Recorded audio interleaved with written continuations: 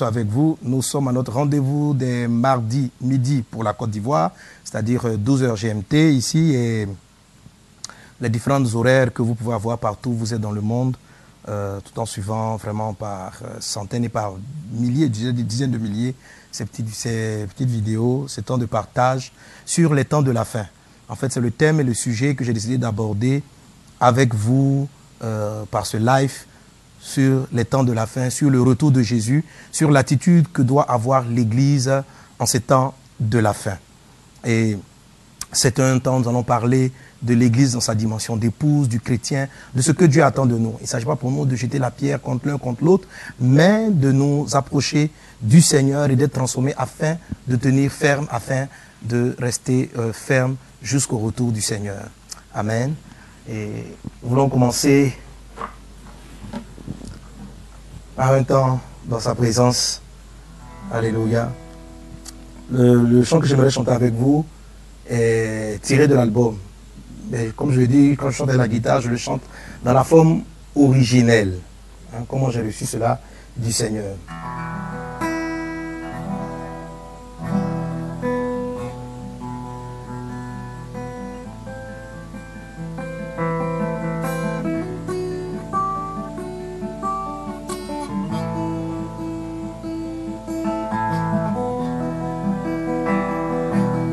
Tu es grand, tu es Dieu, tu es puissant. Quand je regarde le ciel, quand je regarde la terre, la lune et les étoiles, ces œuvres merveilleuses, quand je considère ce monde, dans toutes ses perfections,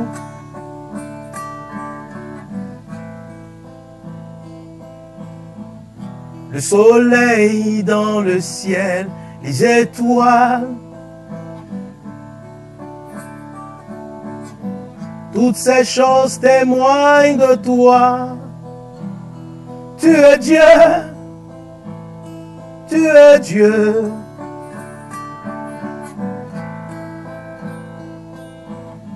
Comment les hommes peuvent-ils croire qu'un monde si coordonné soit le fruit du hasard? C'est malheureux.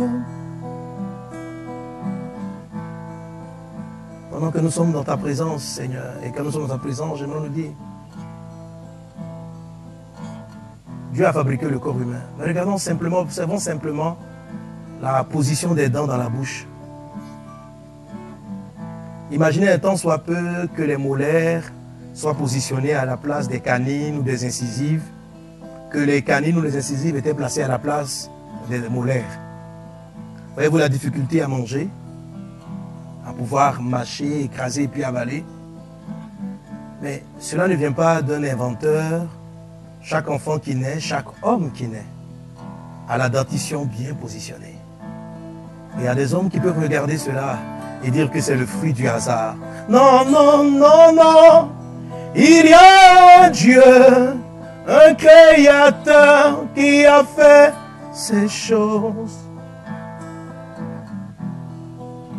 J'ai vu les inventions humaines.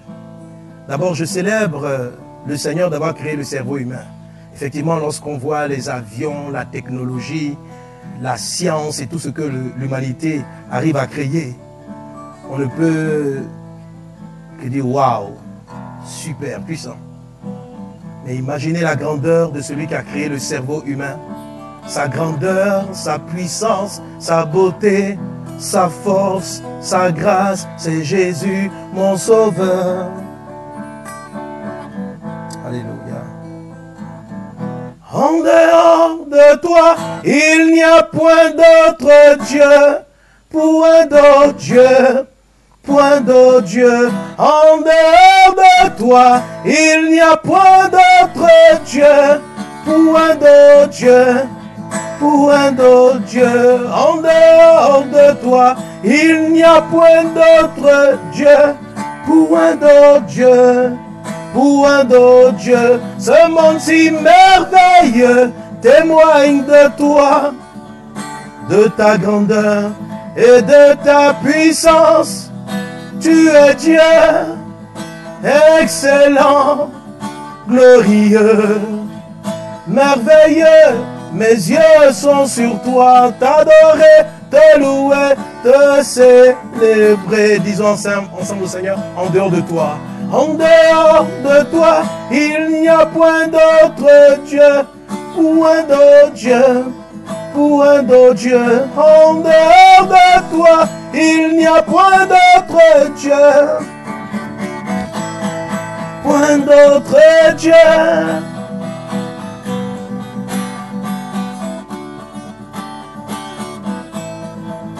Tu es le seul, l'unique, le vrai, le grand Dieu, le plus saint, le plus beau. La terre entière témoigne de ta grandeur, ô Seigneur. J'ai vu les hommes dans leurs inventions, les voitures, les avions, les montres, en fait toutes choses.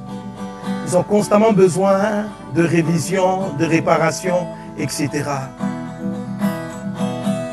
Mais lorsque je considère les œuvres de Dieu, ce que Dieu a fait et ce que Dieu fait, êtes-vous levé un matin, avez-vous constaté que le soleil ne s'est pas levé, qu'il y a eu une panne dans le système solaire, que les choses ne fonctionnent pas comme elles auraient dû? Non, les œuvres de Dieu sont parfaites, les œuvres de Dieu sont excellentes, les œuvres de Dieu n'ont pas besoin de révision. En dehors de toi, il n'y a point d'autre Dieu, point d'autre Dieu, point d'autre Dieu. Et personne, Seigneur, n'est comme toi, ô mon Dieu. Qui est comparable à toi, ô Seigneur? Qui est comparable à toi, ô mon Dieu? Qui est comparable à toi, ô Seigneur? Dans les cieux et sur la terre, je m'approche de toi, Seigneur. Je m'approche de toi, mon Dieu. Je m'approche de toi, Seigneur, dans ta grâce, exauce-moi. Qui est comparable à toi, ô Seigneur? Qui est comparable à toi, ô mon Dieu? Qui est comparable à toi, ô Seigneur, dans les cieux et sur la terre? Je m'approche de toi, mon Dieu. J'ai soif de toi et je veux te connaître. Je m'approche de toi, Seigneur, dans ta grâce. Exauce-moi.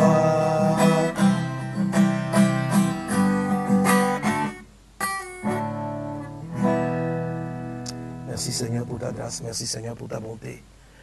Merci Seigneur pour ton amour, merci Seigneur pour la grandeur de tes œuvres. Elles témoignent de toi, elles témoignent de ta puissance, elles témoignent que tu es grand, elles témoignent que tu es fort, elles témoignent que notre Dieu existe, qu'il est vivant. Amen.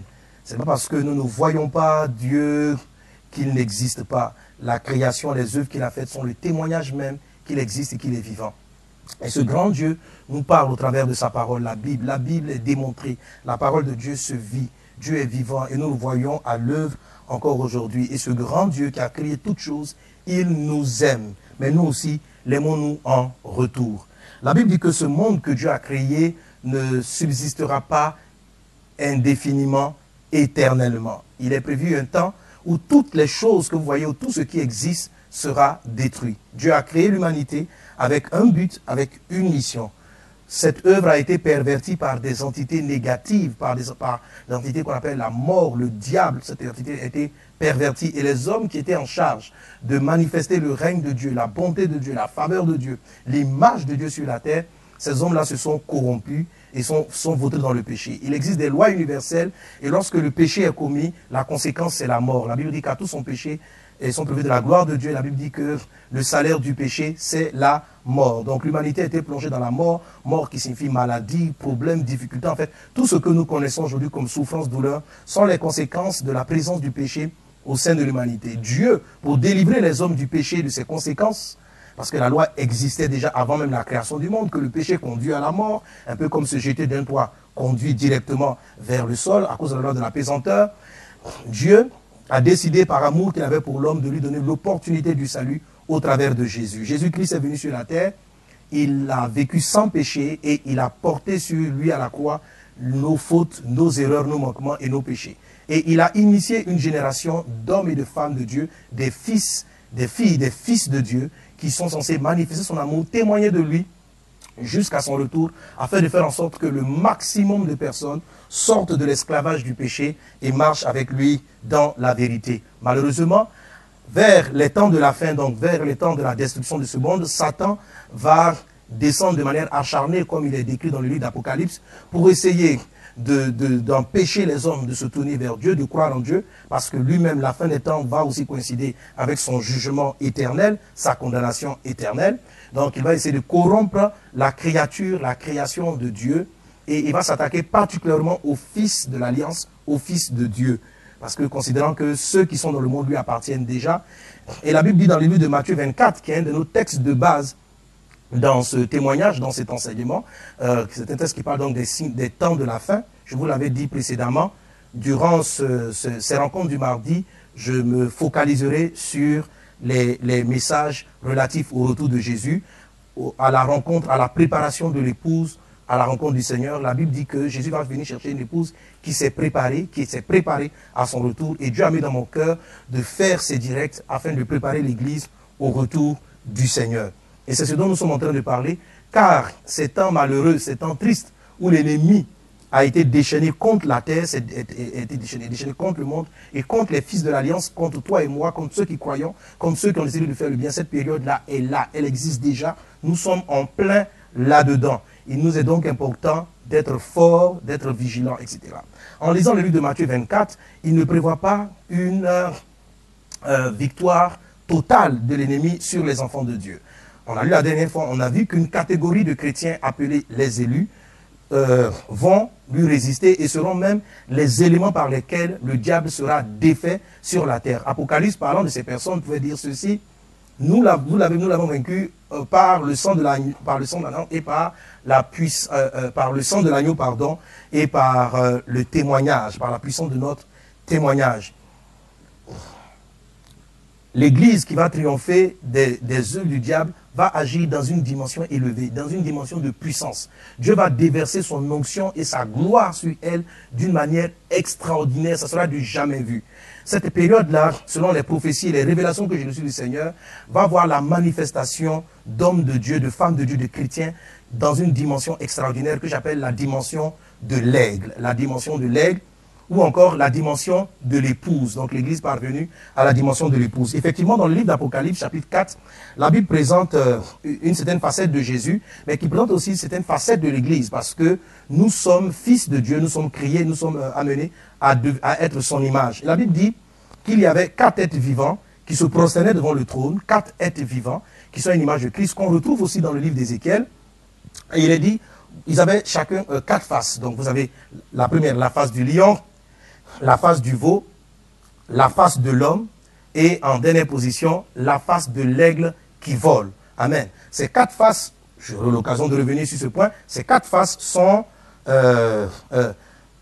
l'image de Christ, mais l'image que nous sommes censés devenir en une période donnée. La Bible dit, 2 Corinthiens chapitre 3, la Bible dit, nous tous qui le visage découvert, contemplons le Seigneur, nous sommes transformés en la même image de gloire en gloire. Nous sommes transformés en la même image de gloire en gloire. Donc, nous contemplons l'image du Seigneur. Et chaque fois que nous voltons, nous avons une certaine image de Christ.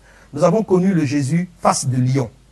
La face lion de Christ, la Bible appelle donc le lion de la tribu de Juda. Donc le chrétien est censé aussi manifester cette face lion dont il est décrit dans le livre d'Apocalypse. C'est la face royale où Jésus règne, il domine sur... la Bible parle du roi des Juifs, du roi des rois. Ça, c'est la face du lion. Et le chrétien est censé aussi prendre l'autorité. Lorsque vous voyez Jésus parler avec autorité, c'est la face du lion. Vous voyez aussi Jésus dans sa face de l'agneau. Voici, la Bible dit, voici l'agneau de Dieu qui ôte le péché du monde. Cette face-là est parallèle donc à ce qu'on peut l'appeler aussi la face du veau, la face de l'agneau. Voici l'agneau de Dieu qui ôte, qui enlève le péché du monde. La face d'agneau, c'est cette face-là, douceur de Christ, amour de Christ, patience de Jésus. Et le chrétien doit aussi manifester la patience, la douceur, le caractère de Christ. Et ce sont des choses que nous devons apprécier en Jésus. Et c'est la face de l'agneau qui nous permet de triompher du péché, qui nous permet, parce qu'on dit, voici l'agneau de Dieu qui ôte le péché du monde, qui nous permet de vaincre le péché en nous-mêmes et d'évangéliser, de permettre à d'autres personnes d'être aussi sauvées. La Bible dit aussi que le troisième être vivant avait la face d'un homme. Effectivement, nous sommes dans l'aspect humain. Jésus aussi a revêtu la face humaine. La Bible l'appelle le Fils de l'homme. Et nous sommes sur la terre en tant que des humains, mais transportant en nous la vie de Dieu, si bien sûr nous sommes nés de nouveau, si bien sûr nous avons donné notre vie à Jésus. Et la quatrième face qui est présentée dans le livre d'Apocalypse, chapitre 4, au verset 7, il est dit ceci, et le quatrième être vivant est semblable à un aigle qui vole. Amen. Il n'est pas seulement semblable à un aigle, il est semblable à un aigle qui vole. Il est semblable à un aigle qui vole. Amen. Donc l'aigle est en action. L'aigle est en mouvement. L'aigle est en mouvement, il est en action. Il est dans une certaine dimension. Il n'est pas perché, il n'est pas assis, il n'est pas quelque part d'autre, il n'est pas en train de couver les yeux, il est en vol. Soit un aigle qui vole dans le nom de Jésus. Amen. Et cette notion de l'aigle qui vole apparaît dans notre texte de base, c'est-à-dire le livre de Matthieu, chapitre 24. Le livre de Matthieu, chapitre 24. Nous revenons donc à Matthieu, le chapitre 24.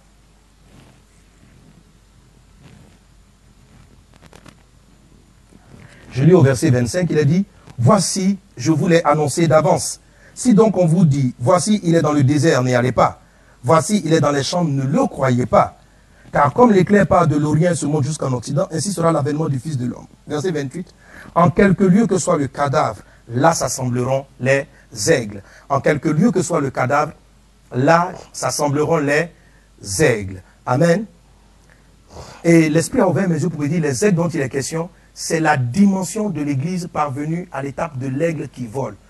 N'oubliez pas, 2 Corinthiens 3, nous tous qui le visage découvert, contemplant le Seigneur, nous sommes transformés en la même image. Donc, chaque fois que nous contemplons le Seigneur, nous sommes transformés en une de ses facettes. Face de l'homme, face de l'agneau, face du lion, mais aussi face de l'aigle. Et dans les temps de la fin, la face que doit adopter l'Église, c'est la face de l'aigle. Quelle est la dimension de l'aigle? L'aigle, c'est la dimension extraordinaire de Jésus. Amen. Tant qu'on est sur la terre, on est soumis aux lois terrestres. La pesanteur, la loi de la semence et de la moisson, la loi du jour et de la nuit, ces règles, ces lois qu'on voit dans le livre de la Genèse. Dieu dit, aussi longtemps que la terre existera, ces lois-là seront toujours présentes. Amen. La loi de la semence et de la moisson, c'est la loi de cause à effet. La loi de cause à effet, toutes ces lois-là régissent le fonctionnement terrestre, la loi de la pesanteur, etc. Toutes ces lois que nous connaissons. Et tous les êtres humains sont soumis à cette loi. Jésus même, durant son existence sur la terre, respectait ces lois. Lorsqu'il voulait traverser la mer, le plus souvent, il utilisait le bateau parce que, naturellement, un homme ne peut pas marcher sur les eaux, il va s'enfoncer. Jésus mangeait parce que c'est une loi liée à sa face de l'homme. Jésus dormait parce que c'est une face liée à sa face de l'homme, à la face de l'homme. Donc Jésus avait ces différentes attitudes parce que, justement, il était soumis aux lois terrestres. Mais on a aussi vu dans Jésus une autre dimension qu'on appelle la face de l'aigle. La face de l'aigle, comme vous voyez, l'aigle qui vole, il vole au-dessus de la terre, au-dessus des montagnes. C'est une symbolique qui traduit le fait qu'il est au-dessus des lois naturelles. Il vole au-dessus. Le lion est un roi, est le roi sur la terre. L'aigle est le roi dans les airs, au-dessus de tout. C'est la dimension de Jésus au-dessus des lois qui régissent la terre. Lorsque vous voyez Jésus marcher sur les eaux, il est en train de défier une loi naturelle. Jésus fonctionnait ainsi dans la dimension de l'aigle. Lorsque vous voyez Jésus traverser un mur, après sa résurrection, traverser un mur, entrer dans une salle, et il demande à ses disciples, qui croyaient qu'ils avaient affaire à un esprit, il dit, mais tu as un esprit, tu as un esprit. Il dit, non, touchez-moi. Les gens ont touché Jésus, ils ont touché de la matière. Pourtant, la matière a été capable de traverser un mur et de disparaître. Donc, ce n'était pas un esprit, c'était un corps physique, mais qui avait une dimension surnaturelle. Là, vous voyez Jésus dans la face de l'aigle, mais de l'aigle qui vole. Pas de l'aigle qui est assis, dans la face de l'aigle qui vole. Jésus est en plein air, Jésus vole. Il a surpassé les lois de la nature, il est allé au-dessus, au-delà au-dessus des œuvres, des lois de la nature. Et c'est une dimension dans laquelle Dieu veut conduire son peuple, Dieu veut conduire ses enfants. Il nous amène de temps à autre d'expérimenter la phase de l'aigle. Lorsque nous prions, un paralytique marche, lorsque une maladie déclarée incurable est rétablie, nous sommes en train de marcher dans la dimension de l'aigle. Lorsque nous régnons par rapport aux lois terrestres, en appliquant par exemple les lois du leadership, les principes du leadership, la gestion de l'Église, qui sont des lois naturelles, nous sommes simplement dans la dimension du règne du lion. Dans la dimension du règne du lion, le lion est terrestre, il règne en fonction des lois terrestres, tandis que l'aigle règne au-dessus des lois terrestres. Amen. Et cette dimension-là est indispensable dans ces temps de la fin. La Bible dit, malheur à la terre, parce que Satan est descendu vers elle. Satan va corrompre. C'est pourquoi la Bible dit, l'iniquité sera tellement accrue que l'amour du plus grand homme se refroidira. La Bible dit que dans ces temps de la fin, les hommes seront méchants, égoïstes, ennemis des gens de bien. Donc, sur le plan professionnel, sur le plan social, le monde va combattre les chrétiens. Le monde va combattre ceux qui invoquent le nom de Jésus. Matthieu 24 dit, ils vous haïront, ils vous haïront, ils vous trahiront, vous serez haïs et trahis. Ils vont vous haïr à cause de mon nom. À cause de mon nom. Donc l'Église les chrétiens vont subir des combats injustes, des personnes qui seront renvoyées de leur boulot parce que simplement elles travaillaient honnêtement. Des personnes parce qu'elles refusent l'adultère, de se compromettre, d'aller dans l'impudicité, vont perdre leur travail, vont perdre leur emploi, seront renvoyées. Des chrétiens, on va arriver dans l'étape où, ne serait-ce que pour avoir un seul marché, l'honnêteté. Et vous savez que nous sommes déjà à cette période où il faudra absolument corrompre les lois, nos lois, corrompre la parole de Dieu, devenir malhonnête pour avoir de l'argent, pour pouvoir nourrir ses enfants. La Bible dit en parlant de la marque de l'Antéchrist que celui qui n'aura pas cette marque sur la main ou sur le front ne pourra ni acheter ni vendre.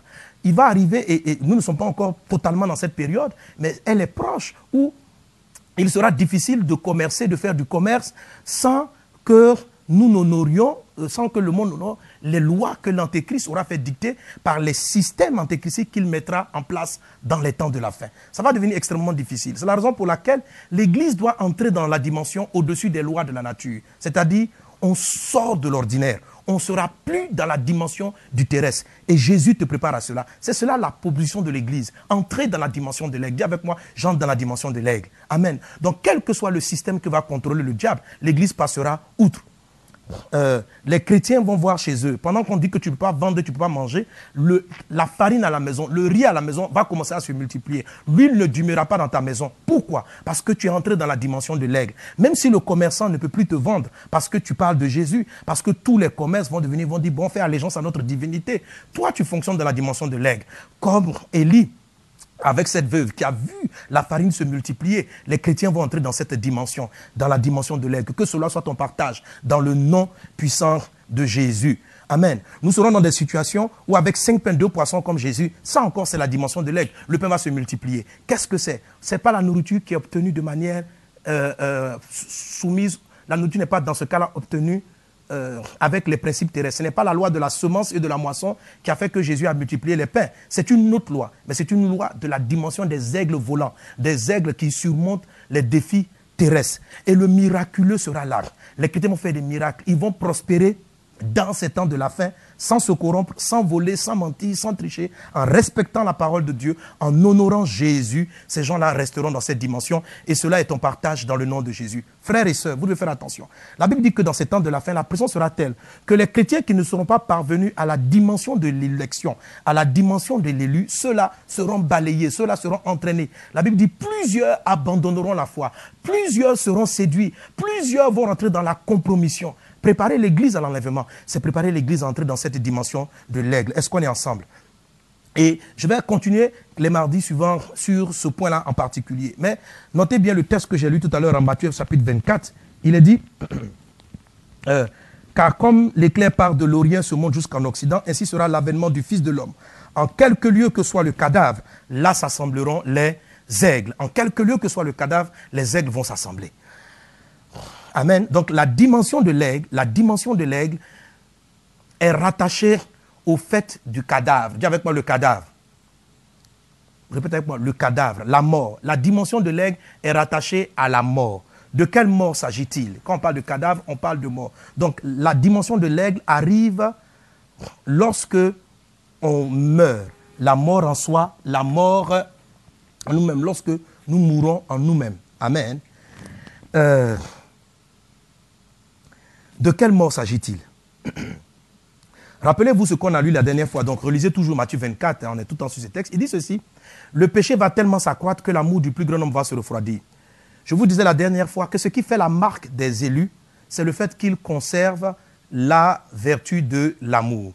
Ce sont des gens qui vont toujours aimer Dieu au-dessus de tout, qu'on va appeler, pour suivre un peu mon ami Pasteur Yvan, mon frère, les adorateurs, les vrais adorateurs, c'est-à-dire des gens qui vont aimer Christ au-dessus de tout. Donc, ceux qui vont conserver l'amour sont ceux-là qui seront sauvés. Je vous ai dit la dernière fois, certains continueront à faire des miracles et des prodiges par la foi, selon 1 Corinthiens 13. Mais parce qu'ils auront perdu l'amour, la Bible dit qu'ils seront disqualifiés.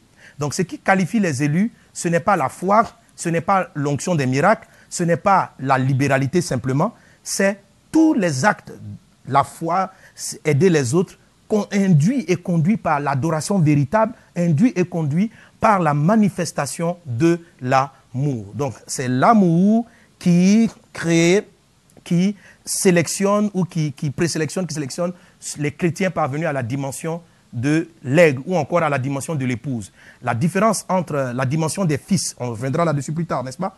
La dimension de l'épouse, c'est que le lien qu'il y a entre le fiancé et la fiancée, c'est un lien d'amour. Cantique des Cantiques dit: la bannière qu'il déploie sur moi, c'est l'amour. Et quand vous lisez tout le texte de Matthieu 24, il fait référence à la trahison, à la haine, autrement dit à la perte de l'amour. Et ceux qui persévéreront jusqu'à la fin, donc dans l'amour, seront sauvés. Alors, de quelle mort s'agit-il? Si nous revenons à notre texte de 1 Corinthiens chapitre 13, voilà ce sur quoi, je vais te dire mon ami, ce pourquoi, ou bien ce dans quoi tu dois mourir. Amen. La Bible dit que l'amour est patient, la charité est patiente. Donc, l'iniquité sera tellement accrue que l'amour du plus grand nombre se refroidira. L'iniquité sera tellement accrue que l'amour du plus grand nombre se refroidira. Amen. L'amour va refroidir. Qu'est-ce qui va refroidir? 1 Corinthiens 13, 4 dit: l'amour est patient. L'amour est patient. Donc, ce qui va refroidir dans le cœur des chrétiens, c'est la patience. Aujourd'hui, effectivement, la vie va tellement vite. On est tous tellement pressés. Tous les systèmes sont devenus tic-tac, tic-tac. Pour allumer ton clim, c'est télécommande. Pour faire quoi? Tout est rapide. Cela entraîne dans l'Église une dimension de l'impatience. On devient impatient. Impatient dans nos prières, impatient avec Dieu. Or, l'impatience est un symptôme du manque d'amour. Qu'est-ce que je dois faire? Nous devons mourir à l'impatience. Accepter d'être patient, c'est une mort. Là où sont les cadavres, là s'assembleront les aigles. Ceux qui vont accepter de mourir. C'est-à-dire quand Dieu va t'éprouver par la patience, quand ou bien le diable va permettre la tentation de l'impatience, quand tu es dans le bouchon, quand la tentation, tu as raison de te mettre en colère parce que les gens tardent à venir. Tu as raison. Tu as raison. La Bible te demande, sois un cadavre. Meurs à ton impatience. L'impatience est une forme, le fait de te faire attendre est une forme d'injustice. Mais mourir en Christ, ce n'est pas la mort de l'esprit, c'est la mort de l'âme. C'est la mort de tout ce qui est soumis aux lois terrestres. La chair est soumise aux lois terrestres. L'âme est soumise aux lois terrestres. Ce ne sont pas que ces choses-là seront consumées physiquement, ce n'est pas la mort physique. Mais c'est comme si de l'intérieur, nous arrivons à tellement dompter les sentiments de la chair ou les désirs, les émotions de l'âme et les sensations de la chair que nous les sacrifions. Nous devons les apporter en sacrifice. Tu dois apporter l'impatience, tu dois apporter cela en sacrifice. Et tu seras un cadavre. Et là où sont les cadavres, là arrive la dimension de l'aigle. La Bible dit, l'amour n'est pas envieux. Tu vas regarder souvent des personnes qui ont l'air de réussir, malgré qu'elles pêchent, qu'elles vivent dans l'abomination, etc. Et cela peut créer en toi le sentiment de « et si j'étais comme eux ?» Et si j'étais comme eux? Mais vraiment, moi, je vis dans ma foi, je ne suis pas comme ça. N'envie pas. Meurs à cette sensation-là, à cette ambition, à cette envie. L'amour n'est pas envieux. Tu dois sacrifier les envies. Tu dois dire « ok, je suis dans cette situation ». Tu dois apprendre ce qu'on appelle le contentement. Amen. Tu dois apprendre le contentement. Ça va te contenter. Le contentement ne veut pas dire que tu vas rester au niveau d'un grain. Quand Jésus a reçu les 5 pains et les 2 poissons et qu'il a rendu grâce, ça s'appelle du contentement. Il a dit « Merci Seigneur pour les 5 pains et les 2 poissons ». Ils étaient insuffisants, mais il a été content. Il a béni Dieu pour ce qu'il avait. Donc si aujourd'hui tu as des chaussures trouées, si aujourd'hui tu ne peux pas payer ton loyer, je ne dis pas. que Dieu ne va pas faire un miracle. Mais je dis, tu dois bénir Dieu, tu dois mourir à l'envie, tu dois mourir aux convoitises pour dire, Dieu permet à ce que je passe par cette situation. Je ne veux pas demeurer là, mais je bénis Dieu pour cette étape de ma vie. Je bénis Dieu pour ces instants de ma vie. C'est comme ça qu'on devient un cadavre, en acceptant de mourir à des choses qu'on estime être légitimes. L'amour ne se vante pas. L'amour ne s'offre pas d'orgueil. L'amour ne fait rien de malhonnête. L'amour ne cherche pas son intérêt. La vie va te pousser souvent à choisir tes intérêts. Observe comment tu arrives à l'église. Viens-tu à l'église pour Christ, pour aider les frères, ou viens-tu à l'église pour ce que la parole de Dieu te donne? Vas-tu à l'église pour tes propres intérêts ou pour faire avancer le royaume de Dieu? Quand tu participes à des programmes, est-ce que c'est pour la gloire de Dieu ou tu participes plus au programme où on te dit, voilà, venez à l'église, aujourd'hui vous allez avoir le programme de votre guérison, de votre délivrance. Je ne dis pas de ne pas aller à ce genre de programme. Mais la Bible dit, vers les temps de la fin, les hommes seront égoïstes. Ils seront égoïstes, ne pensant qu'à eux-mêmes, ne pensant qu'à eux-mêmes. C'est vrai. On est dans un monde tellement individualiste, tellement individualisé, qu'on a une tendance à passer à soi-même, à son mari, à ses enfants, etc. Et à oublier qu'autour de nous, il y a des gens qui souffrent, il y a des gens qui ont besoin de la vie. Et nous transportons cette vie-là pour eux. Tu dois mourir à ton égoïsme. La nature terrestre, avec la corruption du diable, va vouloir t'amener à te ramener à toi-même. Quand tu vas regarder l'argent dans ta main, elle va te dire, pense d'abord à toi. Je n'ai pas dit de ne pas investir sur toi. Ce que je dis, c'est que continue de penser à autrui. Amène ta raison à la mort. Deviens un cadavre sur le plan de l'individualisme, sur le plan de penser à soi-même. Donc l'amour ne cherche pas son intérêt. L'amour ne s'irrite pas. La colère, l'irritabilité, l'irritation sont des symptômes du manque d'amour. Donc dans ces temps de la fin, il va y avoir beaucoup de choses qui vont vouloir nous amener à être irritables, coléreux, etc., etc., etc. Beaucoup de choses qui vont commencer à le faire.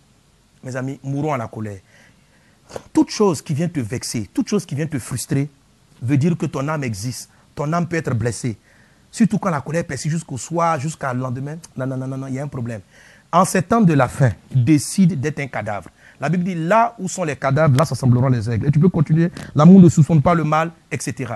Donc les chrétiens qui vont rentrer dans la dimension de l'épouse sont ceux-là qui vont accepter d'être des cadavres, de mourir à tout ce qui, en l'être humain, est soumis aux lois terrestres, car le diable va descendre pour corrompre la terre.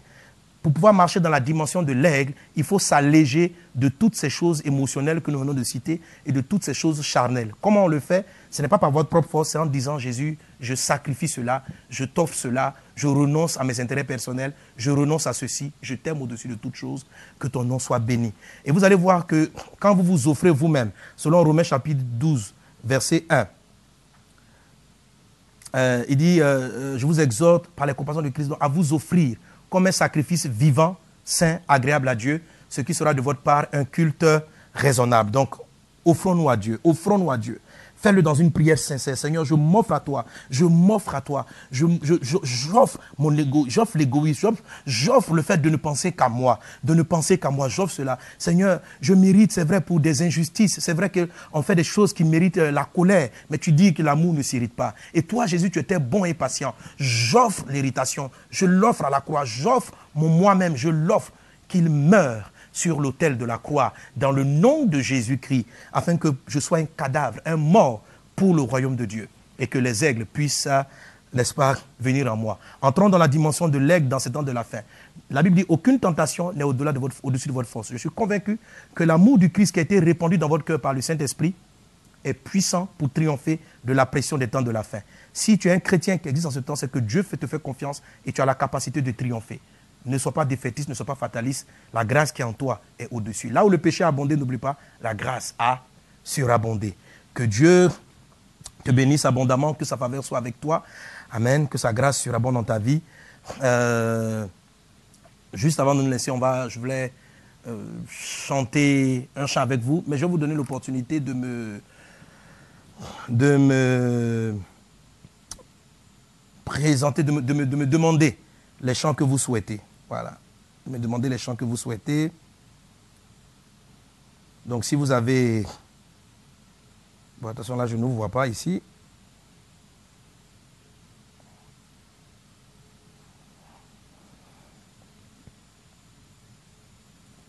Voilà, donnez-moi quelques secondes, le temps de...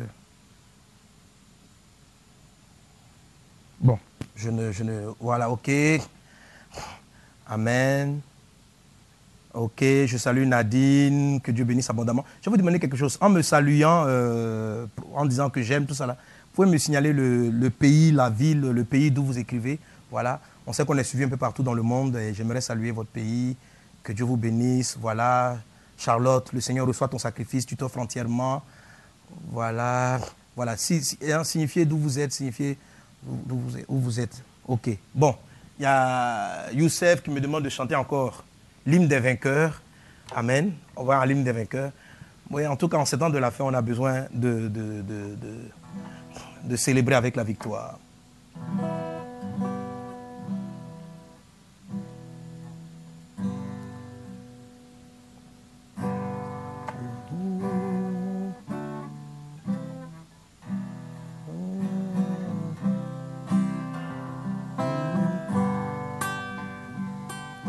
Alors, si vous connaissez ce chant, chantez-le ensemble.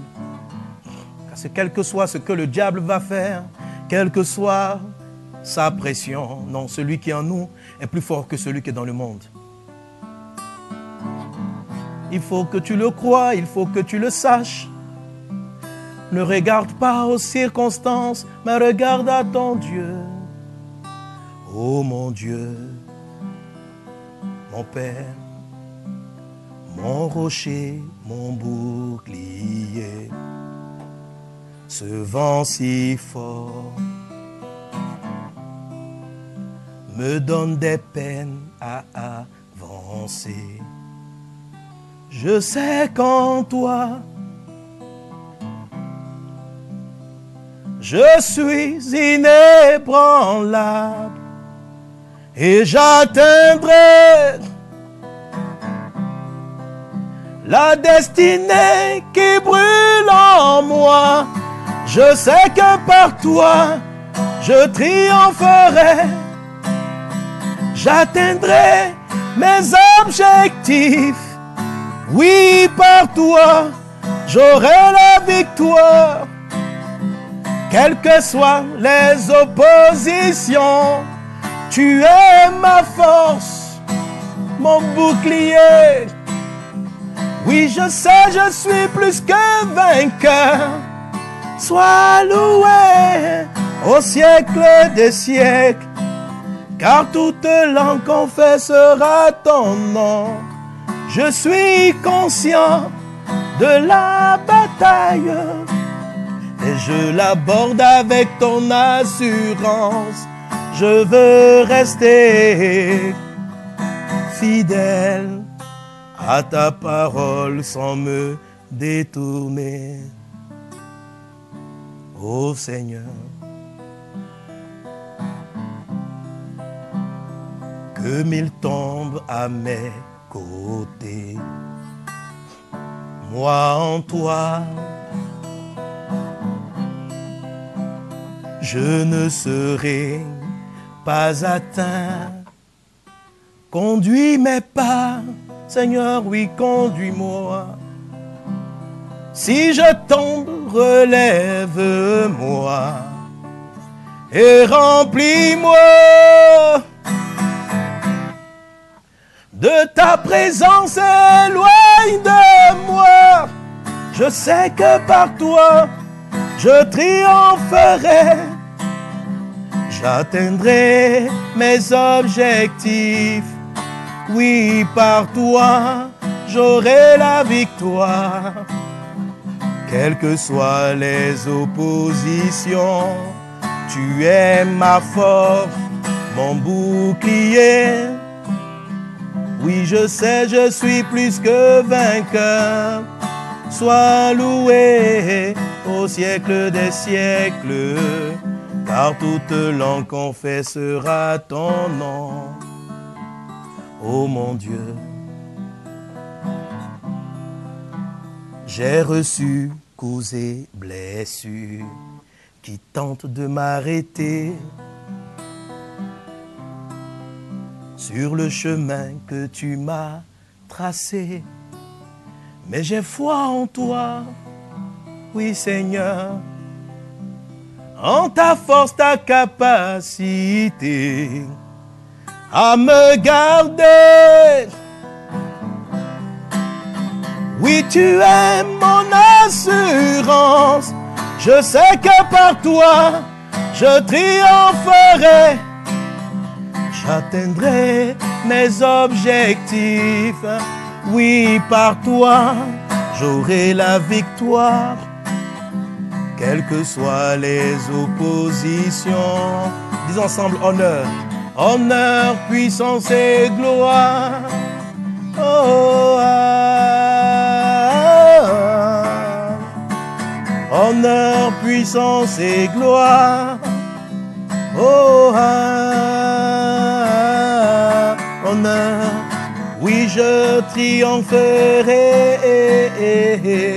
Oh, c'est toi mon bouclier. Triompherai.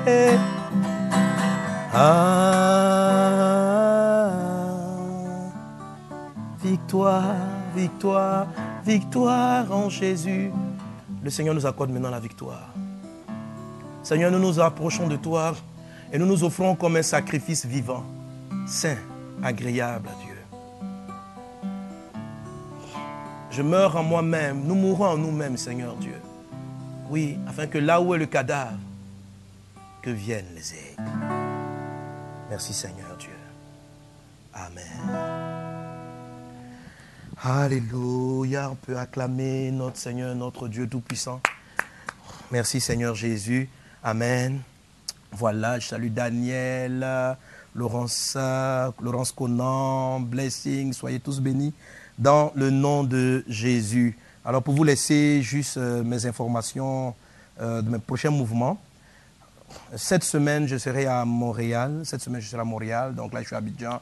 Demain, par la grâce de Dieu, nous prenons l'avion avec toute une équipe et nous venons pour Montréal. Nous avons une retraite spirituelle. Donc, vous pouvez aller sur Enseigne-moi, sur la page de Vase d'honneur et avoir tous les détails sur cette retraite spirituelle. Ce sera donc une retraite. Nous allons nous retirer quelque part à 45 heures de temps de Montréal pendant 3 jours avec plusieurs hommes de Dieu. Je vais donc enseigner, prendre le temps de prier avec vous. Et le thème de notre retraite spirituelle, c'est triompher des situations opiniâtres. Triompher des situations opiniâtres. Donc si vous êtes dans les environs du Québec, du Canada, allez en ligne, inscrivez-vous en ligne. Il faut vous inscrire en ligne parce qu'on va dans un hôtel, un très bel environnement d'ailleurs. On y sera, il faut s'inscrire. J'espère qu'il y a encore de la place. Donc, il faut vous inscrire en ligne, payer en ligne. Il faut payer en ligne la participation dans votre chambre, le séjour, etc. Donc, la nourriture. On aura 1 jour de jeûne. Pendant ces 3 jours, et puis on sera vraiment dans la présence de Dieu. Donc, c'est cette semaine, c'est ce week-end que nous avons la retraite spirituelle à Québec, donc à Montréal, à 1 heure de Montréal. Donc, je vous y attends, en tout cas pour ceux qui sont dans la région. Et nous allons être vraiment bénis. Donc, triompher des situations opiniâtres. Les situations opiniâtres, ce sont les problèmes qui sont persistants ou récurrents dans votre vie, qui malgré peut-être vos prières, vos actions, n'arrivent pas à partir. Jésus nous donne des solutions dans sa parole. J'avais de nombreux témoignages et Dieu est vivant. Je crois que vous ne sortirez pas dans cette retraite avec ces mêmes situations persistantes dans votre vie. Donc, que vous ayez des situations opiniâtres sur le plan conjugal, familial, problèmes d'enfantement opiniâtres, pour avoir problèmes financiers, pauvreté chronique, maladie chronique, en fait, toutes sortes de situations opiniâtres. Ne manquez pas cette retraite. Inscrivez-vous dès maintenant. Allez sur la page de Vase d'honneur, sur le site enseigne-moi.com et vous trouverez les différentes informations et comment vous y inscrire. Donc, je vous y attends. Et on a eu aussi la semaine dernière, vendredi dernier, un puissant moment d'adoration appelé Abidjan DJ Solution Night. J'espère que vous avez suivi.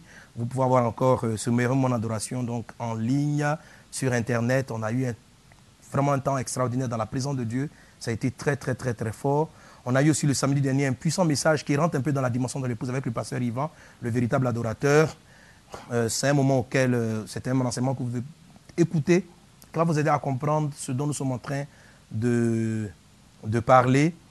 Et dès que je reviens de Montréal, dès que je reviens du Canada, on revient à Abidjan pour lancer le tour 931, la 9e vague. Nous allons aller en campagne d'évangélisation dans des zones reculées de la Côte d'Ivoire, des zones difficiles. Nous serons donc en croisade d'évangélisation dans les villes de Daoukro, de Bongouanou et de Dimbokro. Ce sont des villes du centre de la Côte d'Ivoire.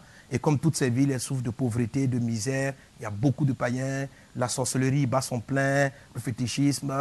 Les églises de Christ ont vraiment besoin d'un réveil là-bas. Nous prions Dieu que Dieu fasse de nous un instrument de ses mains pour le salut de plusieurs, pour la guérison de plusieurs. On a vu sa grâce manifestée durant toutes les vagues précédentes et on croit que là, le Seigneur sera fidèle. Je vous demande aussi donc d'aller sur le net, sur notre page. Et pour tous ceux qui veulent soutenir cette croisade, sera bienvenu. Donc, la bonne nouvelle sera prêchée dans le monde entier. Alors viendra la fin. Un des actes que les élus font, c'est l'évangélisation justement. Ils vont chercher les brebis perdues. Vous pouvez soutenir cette campagne, vous pouvez être avec nous même si vous êtes loin. Vous pouvez apporter vos dons en ligne sur notre site internet. Vous pouvez aller faire nos dons en ligne, vous pouvez regarder nos vidéos, vous allez avoir des adresses. Vous pouvez faire toute forme de transfert d'argent, avoir nos comptes bancaires, tout cela. Et puis dire je donne.